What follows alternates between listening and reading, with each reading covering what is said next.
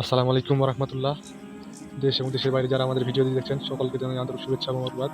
তো আমরা প্রতিদিন নেই আজকেও ফজরের পরে মুরগির খামারে চলে আসলাম। তো ভাবতেছি আজকে একটা ভিডিও আপনাদের সাথে শেয়ার করি। তো এখন সকাল 6টা 40 মিনিট বাজে। তো আমরা এখন খাবার এবং পানি দিব।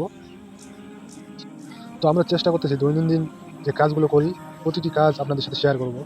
তো আপনারা আমাদের ভিডিওগুলো শেয়ার করবেন বেশি বেশি, যেন আপনাদের আরও ভালো শিক্ষণীয় ভিডিওই দিতে পারি। তো দেখুন আমরা যেভাবে সকালে মুরগির খামারে পানি এবং খাবার দিই। তো প্রতিদিন নিয়ে আগে মুরগিগুলো আমরা চতুর্পাশ দিয়ে ঘুরে দেখি মুরগি ঠিক আছে কিনা, কোনো সমস্যা আছে কিনা। তারপরে পানি আমরা দিই।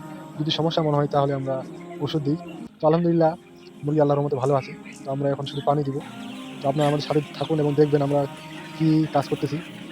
এখন আমরা পানি দিব, দেখুন।